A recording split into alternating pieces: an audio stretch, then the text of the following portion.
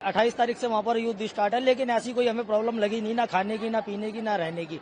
वहाँ की सरकार सारी सुविधाओं के साथ हमेशा तत्पर रहे, कोई भी किसी भी प्रकार की कोई दिक्कत नहीं है। सारी मिसाइल जितनी भी जो भी आ रही है ना, वो सब इंटरसेप्ट कर रही है वहाँ की सरकार। आपको कुछ एहतियात करने के लिए कह रही कि सेफ रहिए, अंदर रहिए? हाँ, वो मिसाइल अटैक जब होता है, इंटरसेप्ट होता है, उसके साथ साथ ही हमें मैसेज आ जाता है, इमरजेंसी मैसेज, इमरजेंसी अलर्ट, कि भाई आप अपने जहां पर भी हैं आप अंदर रहिए, बाहर मत निकलिए। क्योंकि मिसाइल जब इंटरसेप्ट होती है तो कुछ उसके टुकड़े नीचे गिरते हैं, वो आपके लग भी सकते हैं, कहीं पे भी लग सकते हैं अगर आप बाहर होते हैं तो इससे बढ़िया है कि आप अंदर रहिए। जैसे ही वो सारी सिचुएशन नॉर्मल होती है, दोबारा इमरजेंसी अलर्ट आता है कि भाई अब सिचुएशन नॉर्मल है, आप इजीली आप कहीं पे भी आ सकते हो, कोई प्रॉब्लम नहीं है। हाँ बिल्कुल, हमें कोई दिक्कत नहीं है कतर में। मैं 4 साल से वहां पर हूँ और देख रहा हूँ वहाँ का हिसाब किताब, मुझे बहुत बढ़िया लगा, मुझे बहुत अच्छा लगा कतर। हाँ, लेकिन मुझे इस बात की बहुत खुशी है कि भाई मैं थोड़ा सा जो फैमिली जो हमारी सिचुएशन को लेके जो यहाँ की जो मीडिया जिस तरीके से बताती है ना, थोड़ा सा मैं उसके बारे में भी कहना चाहूंगा। क्योंकि यहाँ की मीडिया ना थोड़ी सी हमारी एक्स्ट्रा फॉरवर्ड है।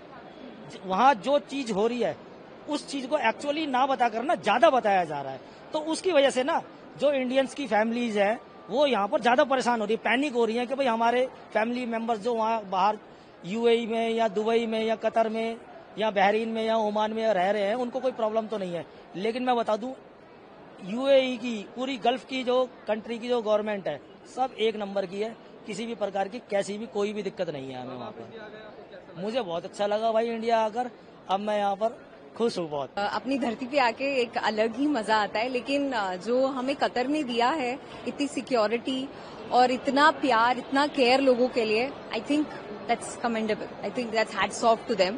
दे are doing a brilliant job and लगता ही नहीं है कि मतलब मैं घर छोड़ के आई हूँ जैसा लग रहा है। मेरा सेकेंड होम है and I am still thinking about Qatar only, and this is my first home. But thank you so much, both the governments are doing great job and I think everything should be stopped and should be peaceful life for everyone. यही दुआ करती हूँ कि सब peaceful हो जाए और ईद जो आने वाली है वो सबके लिए बहुत खुशहाली भरी हो और बहुत सारी बरकत लेके आए। बस मेरी तो यही दुआ है। Thank you so much. कुछ भी नहीं, एवरीथिंग वॉज नॉर्मल।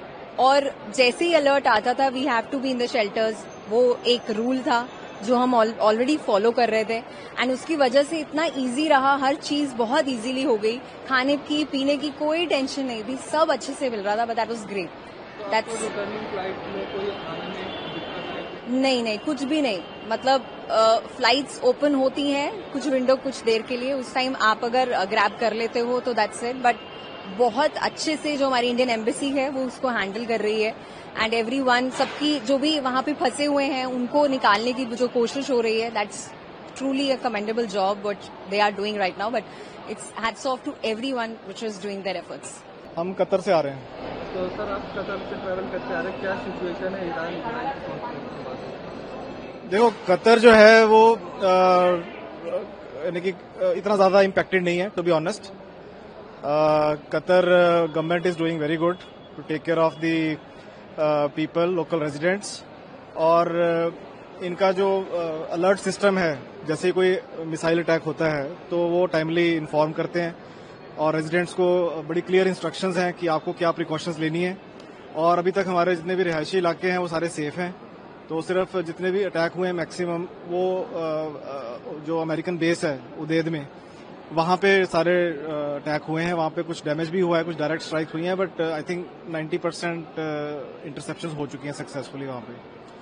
और इनका एनर्जी इंफ्रास्ट्रक्चर पे 1-2 अटैक्स हुए हैं और उस कारण आपको पता ही है, न्यूज में आ चुका है कि they have stopped the production of LNG। So otherwise like कि Qatar they have started operating some evacuation flights. हम भी वही लेके आ रहे हैं with the support of Indian embassy. तो उसमें उन्होंने हमें अकोमोडेट किया है on priority. So we are thankful to Indian embassy and also to government of Qatar, जिन्होंने हमें मौका दिया कि we could move to our country. But हालांकि ऐसा to civilians there is no major risk और ऐसे कोई एसेंशियल कमोडिटीज वगैरह की कोई ऐसी शॉर्टफॉल नहीं है। So we are pretty good as compare to our other neighbours like Bahrain, Kuwait, वहां पे ज्यादा दिक्कत है। So we are क्या good. क्या प्रिकॉशन दी थी वहाँ की गवर्नमेंट ने, आपको क्या क्या करना चाहिए सेफ रहने? नहीं, मेनली देखो वहाँ पे ऑफिस रिमोट वर्किंग है, स्कूल्स रिमोट है, सो बच्चे लोग स्कूल नहीं जा रहे हैं, so they are taking online classes. और ऑफिस में I work with a private company, so we are also working remotely. और अभी उन्होंने जस्ट रिसेंटली अलाउ किया है 30% टू वर्क फ्रॉम ऑफिस. बाकी मेनली दी प्रिकॉशंस आर कि आप जब भी कोई इंटरसेप्शन होता है तो उस टाइम पे आप इंडोर रहें, शेल्टर में रहें, तो they are informing the public in a very good way. आपको स्पेशल फ्लाइट में आप जी जी, एक स्पेशल फ्लाइट चल रही है जो 11 बजे के करीब में, उसी से हम लोग आए हैं। तो आप वहाँ पे कतार में थे, तो आपको क्या ईरान इसराइल के पास के वॉर में क्या फेस कर रहे हैं? उधर जो अटैक्स हो रहे हैं, यूजुअली जो बेसेस है उधर ही हो रहे हैं. सिविलियन टारगेट तो ऐसा कुछ अभी नहीं आया जहाँ तक हम लोग जहाँ रह रहे हैं. तो जी, सरकार की तरफ से मिसाइल्स के आने से पहले ही अलार्म आता है, अपना प्रिकॉशन रखिए. गाड़ी चलाते टाइम किसी टाइम में भी अलार्म आता है, आपका गाइडलाइंस आता है कि आप अपना गाइडलाइंस फॉलो करिए और घर में रहिए.